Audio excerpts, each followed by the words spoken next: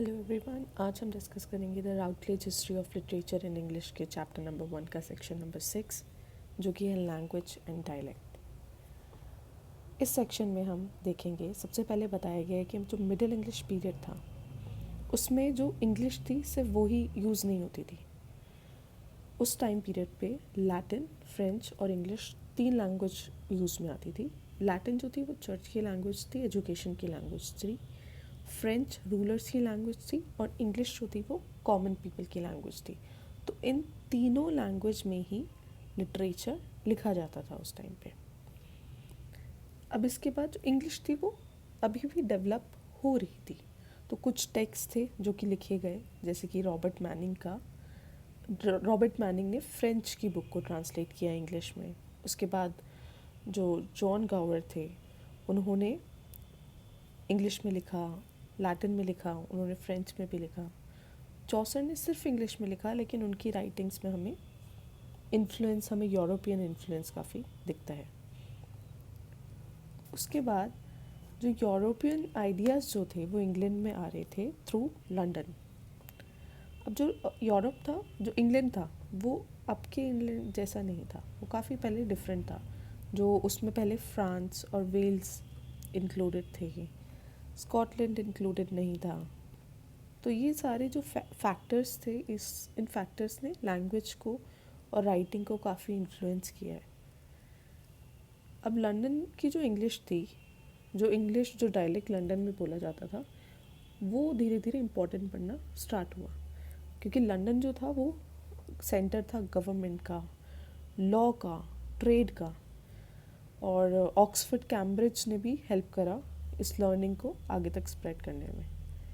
अब राइटर्स जो लंदन में रहते थे, वो ऐसा नहीं था कि वो सिर्फ लंदन के बारे में लिखते हैं, वो लंदन से बाहर की जगहों के बारे में भी लिखते थे। जैसे विलियम लैंड्स ने पियर्स प्लाउमैन लिखा, ये विलेज लाइफ के बारे में था। इसमें दोनों इंग्लिश और फ्रेंच का दोनों का इन्फ्लुएंस हमें दिखाई देता है। अब जो राइटर्स थे वो अनोनिमस थे। बहुत सारी जो बुक्स थी वो रीजनल डायलेक्ट्स में भी लिखी गई, और बहुत सारे राइटर्स जो अनोनिमस ही थे। जैसे कि कुछ फेमस वर्क हमें इस टाइम पीरियड के मिलते हैं, जैसे कि पर्ल हो गया, पेशेंस हो गया, और sir Gwen and green night हो गया। ये लेकिन हमें लगता है कि ये जो सारे वर्क है ना, ये किसी एक ही पॉइंट में लिखे गए हैं शायद, और इसे हम बोलते हैं ग्वेन पॉइंट। हम एक टर्म यहाँ पे इसे दे देते हैं। अब एक चीज़ और हुई इस टाइम पीरियड में, वो था इलिटरेटिव रिवाइवल। इसका मतलब जो 1350s के बाद का जो टाइम पीरियड था 1400s तक का, उसमें दोबारा से इलिटरेशन यूज़ करना स्टार्ट कर दिया गया। और ये जो इलिटरेशन वाली ये जो डिवाइस है, लिटरेरी डिवाइस, ये आता है हमारा ओल्ड इंग्लिश टाइम पीरियड से। अब इसे रिवाइवल बोला गया, लेकिन इलिटरेशन कभी यूज़ में लाना ख़त्म नहीं हुआ था। तो इसके बाद जो पोएम्स थी वो मोस्टली नॉर्थ से और वेस्ट इंग्लैंड से आ रही थी, और ये एरिया जो कि लंदन से काफ़ी दूर थे। अब ग्रोथ ऑफ इंग्लिश लैंग्वेज की बात की गई है इसके बाद, कि जो लेमन था वो फर्स्ट हमारा मिडिल इंग्लिश राइटर है, इंग्लिश राइटर। हाँ, और